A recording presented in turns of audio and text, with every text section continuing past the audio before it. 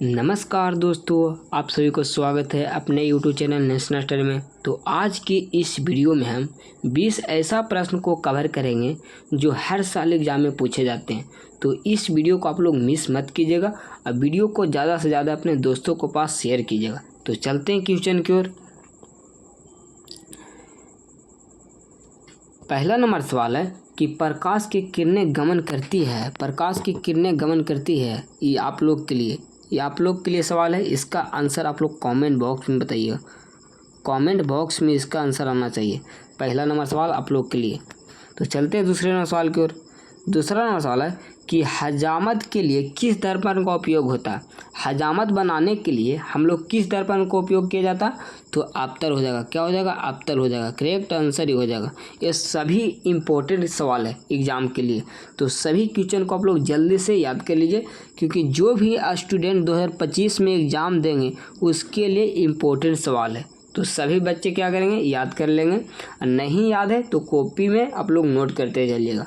तो चलते अगले सवाल की ओर। तीसरा नंबर सवाल है कि सर्च लाइट का परावर्तक सतह होता है। सर्च लाइट का परावर्तक सतह कैसे होता? तो अवतल होता है। याद रखिएगा। करेक्ट आंसर बी हो जाएगा।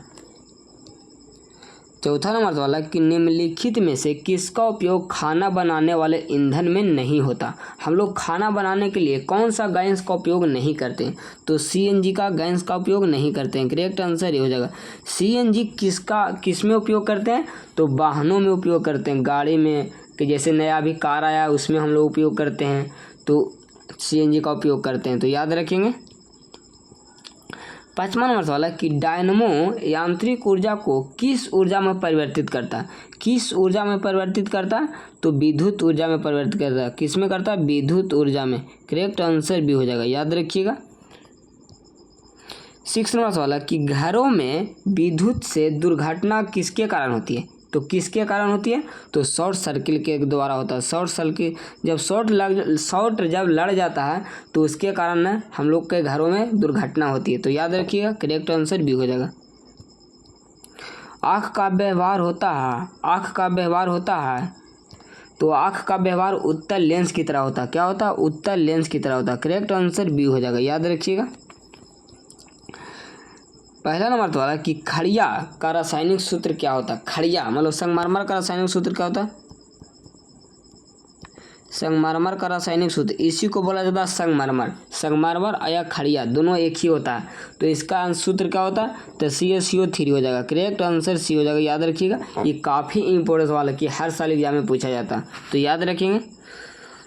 दूसरा सवाल है कि COOH अभिक्रियाशील मूलक को क्या कहते हैं? क्या कहते हैं? तो अम्ल कहते हैं। क्या कहते हैं? अम्ल कहते हैं। करेक्ट आंसर भी हो जाएगा। याद रखिएगा। अगर पूछ देगा CHO क्रियाशील किसका मूलक है, तो CH किसका? एल्डिहाइड का हो जाएगा। याद रखिएगा। अगर पूछ देगा OH किसका क्रियाशील मूलक है, OH किसका क्रियाशील मूलक है, तो अल्कोहल का हो जाएगा। अल्कोहल का हो जाएगा। याद रखिएगा। एग्जाम के लिए काफ़ी इंपॉर्टेंट सवाल है। ये तीनों आप लोग के लिए काफ़ी इंपॉर्टेंट है। इसके लिए ट्रिपल स्टार मार देते हैं हम लोग। याद रखिएगा। तो चलते अगला सवाल की ओर। अगला सवाल है कि किसी भी उदासीन विलयन का पीएच मान कितना होता है। तीसरा सवाल है कि किसी भी अम्लीय विलयन का पीएच मान कितना होता है। अम्लीय विलयन का पीएच मान कितना होता है?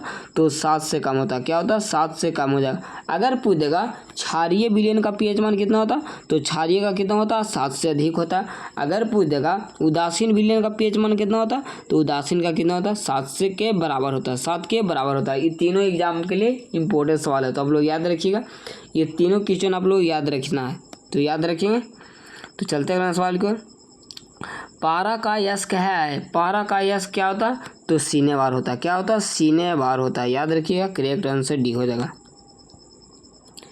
5वां नंबर सवाल है कि एक अनुसूत्र परंतु विभिन्न संरचना सूत्र वाले यौगिक कहलाते हैं। तो क्या कहलाते हैं? समयाभावी कहलाते हैं। क्या कहलाते हैं? समयाभावी कहलाते हैं। करेक्ट आंसर सी हो जाएगा। तो याद रखेंगे। निम्नांकित में कौन परवल अम्ल है? परवल अम्ल कौन होता है? K2SO4 HCl HNO3 या उपरोक्त सभी। इसका आंसर उपरोक्त सभी हो जाएगा। करेक्ट आंसर डी हो जाएगा। तो याद रखेंगे। 7वां सवाल है कि आधुनिक आवर्त सारणी में क्षैतिज कतारों की संख्या होती है। क्षैतिज कतारों की संख्या कितनी होती है? तो क्षैतिज कतारों की संख्या कितना होता है? तो 7 होता है। याद रखिएगा, करेक्ट आंसर बी हो जाएगा। जो क्षैतिज इस तरह के कतार होता है उसी को बोला जाता है क्षैतिज कतारों की संख्या बोला जाता है। तो याद रखिएगा, अगर पूछेगा कि उदर्ग स्तंभों की संख्या कितना होता है, उदर्ग स्तंभों की संख्या कितना होता तो 18 हो जाएगा। याद रखिएगा, उदर्ग पूछेगा तो 18, अगर पूछेगा क्षैतिज होगा तो 7 हो जाएगा। याद रखिएगा। पहला नंबर सवाल है कि रक्त का थाका बनाने में सहायक होता है। रक्त का थाका बनाने में कौन सहायक होता है? तो रक्त विमाणु होता है। क्या होता है? रक्त विमाणु होता है। रक्त विमाणु, करेक्ट आंसर सी हो जाएगा। इसी को क्या बोला जाता है? प्लेटलेट्स बोला जाता है। इंग्लिश में क्या बोला जाता है? प्लेटलेट्स। याद रखिएगा। दूसरा नंबर है कि वृक्क की संरचनात्मक एवं क्रियात्मक इकाई को क्या कहते हैं? क्या कहते हैं? तो नेफ्रॉन कहते हैं। क्या कहते हैं? नेफ्रॉन कहते हैं। करेक्ट आंसर डी हो जाएगा। तीसरा सवाल है कि एक कोशिकीय शैवाल जल का परिवहन द्वारा होता है। डैश डैश किसके द्वारा परिवहन होता है? तो विसरण के द्वारा परिवहन होता है। किसके द्वारा होता है? विसरण के द्वारा परिवहन होता है। याद रखिएगा, करेक्ट आंसर बी हो जाएगा। चौथा नंबर सवाल है कि मस्तिष्क उत्तरदायी होता है। मस्तिष्क किसके लिए उत्तरदायी होता है? तो सोचने के लिए या हृदय स्पंदन के लिए या शारीरिक संतुलन के लिए उपयुक्त सभी। इसका आंसर उपयुक्त सभी हो जाएगा। दोस्तों याद रखिएगा, करेक्ट आंसर डी हो जाएगा। पांचवा सवाल है कि पराग कोश में होता है। पराग कोश में क्या होता है? तो पराग कण होता है। क्या होता है? पराग कण होता है। कई बार एग्जाम में बार बार एग्जाम में पूछे जाते, इतना लफ्फू सा सवाल पूछा जाता। आप लोग अब जल्दी से इस सभी क्वेश्चन को रट जाना है। तो चलते हैं सवाल की ओर। 6 नंबर सवाल है कि एक वयस्क में कितने दांत होते हैं? एक वयस्क पूछा, वयस्क में कितने दांत होते हैं? तो होता है 32 दांत होता है। वयस्क में 32 दांत होता है। याद रखिए। अगर पूछ लेगा शिशु में कितने दांत होते हैं, शिशु में कितने दांत होते हैं? तो 20 दांत होते हैं। याद रखिएगा। अगर पूछ देगा किशोरावस्था में कितने दांत होते हैं? किशोरावस्था में कितने दांत होते हैं? 28 दांत होते हैं। याद रखिएगा। अभी आप लोग क्लास 10th का एग्जाम देंगे तो कौन सा अवस्था में रहेंगे? आप लोग कमेंट बॉक्स में बताइएगा कौन सा अवस्था में है। कमेंट बॉक्स में बताइएगा कौन सा अवस्था में भी है। जो भी क्लास 10th का एग्ज़ाम देंगे, या अभी शिशु में रहेंगे या किशोरावस्था में रहेंगे, दोनों आप लोग जल्दी से बताइएगा कमेंट बॉक्स में। जो भी एग्ज़ाम देंगे उसके लिए सवाल है, किशोरावस्था में रहेंगे या शिशु में रहेंगे या वयस्क में रहेंगे, किस में आप भी रहेंगे। तो आप लोग का वीडियो कैसा लगा आप लोग कमेंट बॉक्स में बताइएगा। अब वीडियो को ज़्यादा से ज़्यादा अपने दोस्तों के पास शेयर कीजिएगा। तो आज के लिए इतने ही। जय हिंद, वंदे मातरम।